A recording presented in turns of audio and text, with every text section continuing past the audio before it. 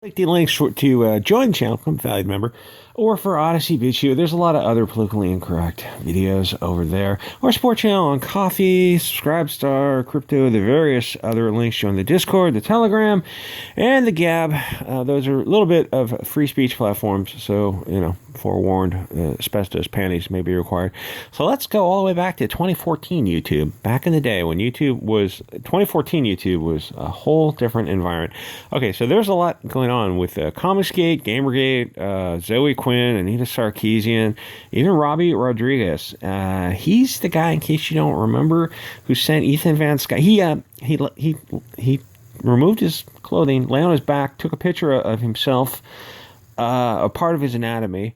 Not the funny part either, which would be the balls. Balls are always funny. And he just took a picture of a gross part and sent it to EVS. And I'm sure EVS got his email like, what am I supposed to do with this? Immediately make a video about it and probably make $12,000 in ad revenue. That was old YouTube. It's like, oh, it was DC Comics. I'm sure Robbie Rodriguez got, something happened to him? No. It's funny. There's another guy with a Spanish name. I forget his name. He wrote Border Town or Drew Border Town, which I don't know, went for like a half a dozen episodes. It was just some politically correct, insane cultural Bolshevik comic.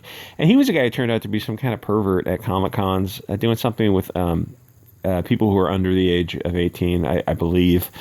And you think, oh, well, so what happened to him? Oh, he's back. It's like he went away for like a year and he's back now. It's like, oh. So are there no consequences if you're on the left? Not really. No, it's just kind of the way it works. Anyway, there's a lot going on here.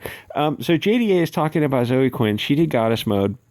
I reviewed it a while ago. It's like a William Gibson, Neil Stephanopoulos, Blade Runner, techno-punk type of like super try-hard, super cool, that kind of vibe. A lot of pastels, colors for some reason. Neon, because they're going for the Blade Runner vibe. It didn't sell well because at the same time DC was putting it out, she was involved with a guy who had a self-deletion issue, and she was tied to it because allegedly she was involved in some harassment of him.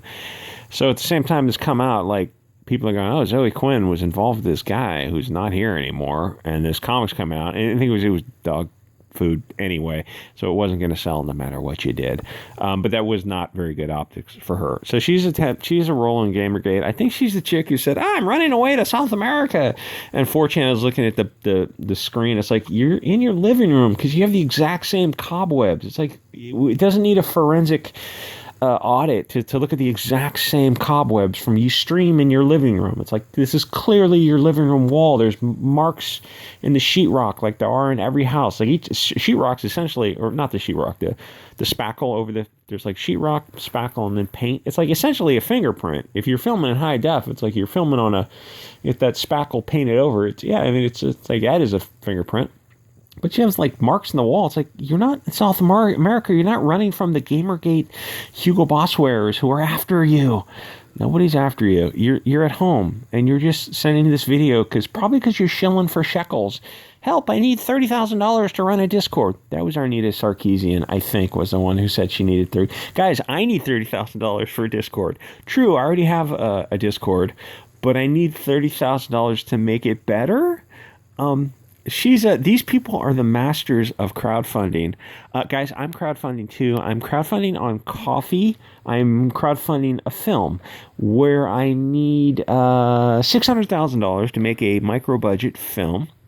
And if you crowdfund a sufficient amount and you're in Northern California and you're okay with sleeping in tents for the 2 months it will take to make the film, then you can have a part in the film. $600,000, Coffee. I'll give it like a 2-year timetable. If I get that amount, I will make a micro budget film, and you guys can all be in it, assuming you're willing to, live in tents and have peanut butter and jelly sandwiches. And honestly, a lot of people probably do need to fast, so there might be some fasting involved in filmmaking. It keeps people lean and hungry. So she made Goddess Mode. It sold very poorly, and then she did an autobiography. At some point, you just have to say, okay, this is perhaps time to pack it up. An autobiography that sold $3,400. It's probably on Amazon, so it's So you can download this to your Kindle for, $8. I'm surprised she found 3,400 people who would want to support her anyway. The Goddess Mode trade paperback moved 700 copies. It was horrible, like I said. Okay, Robbie Rodriguez, who sent a picture, lewd photos of his anatomy. I'm not clicking on that link because it shows a picture of his back hole. If you want to send somebody a picture of your balls, I'm going to give you a pass for that. That can be pretty funny. Or, I don't know, like, I don't, there's other pictures that could be humorous.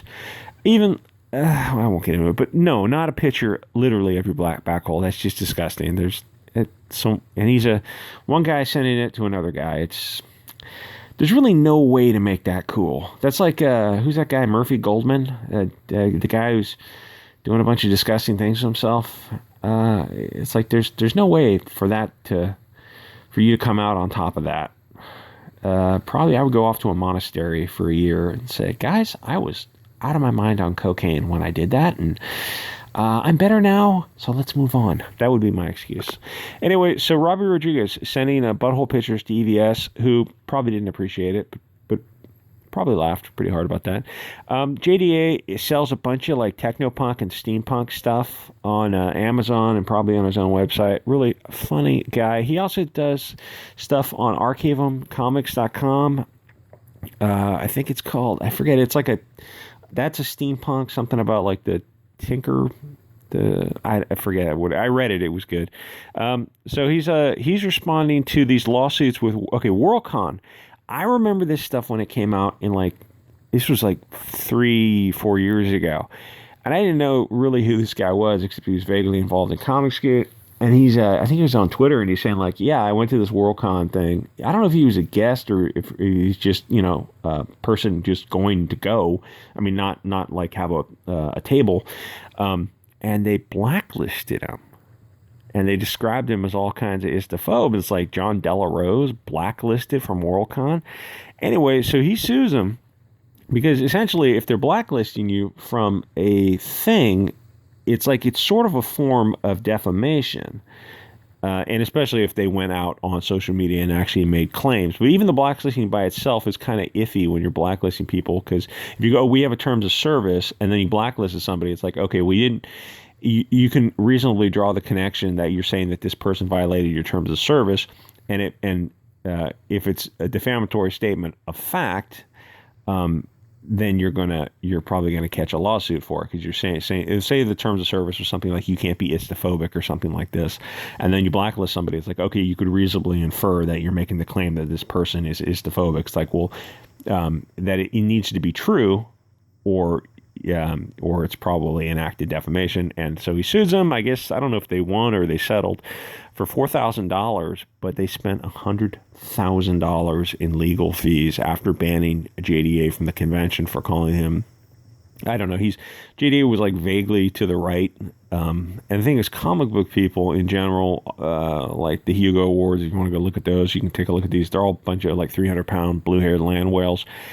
They're very, very far left. So when they say someone is to the right, they're talking about like EVS and JDA, or, moderate milquetoast people who are, you're to the right of Stalin. So they say you're to the right. Anyway, so he sues them. They spent $100,000 in legal fees. I'd be like, listen, we did make a defamatory statement of fact. Why don't we just go right to the settlement phase right now, and let's skip. I wouldn't even be calling the attorneys. I would just go, let's go to the settlement phase.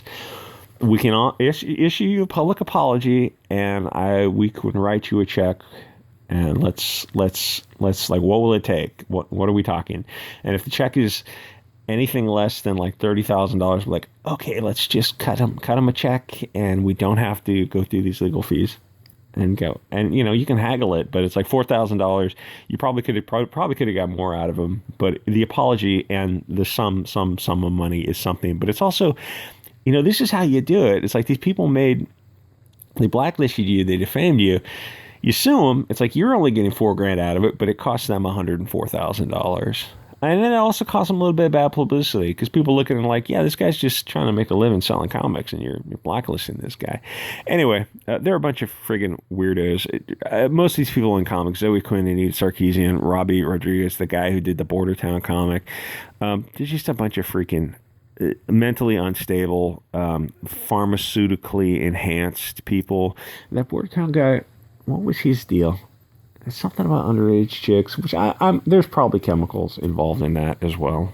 Anyway, so all these Comicsgate guys are all selling their stuff on Amazon or Indiegogo, and they're all, doing their thing on YouTube and social media.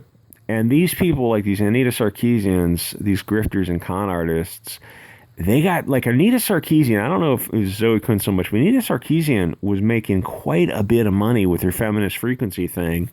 And she's probably still getting a ton of PayPal and advertising dollars coming from YouTube. But then she was doing the crowdfunding to make a series of shows for, like, video games or sexist or something like that. And people are still waiting for her to complete that series, but she got paid for it, and I guess she never finished the series. These people grifted quite a lot of money, and now they're kind of aging out of that.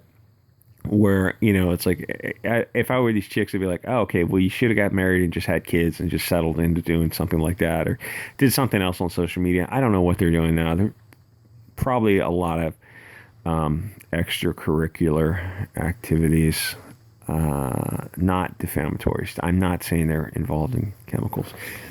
Honestly, she's too fat to be doing that kind of thing. I better edit this last little bit out. Anyway, like, comment, subscribe, and I'll see you guys on the next episode.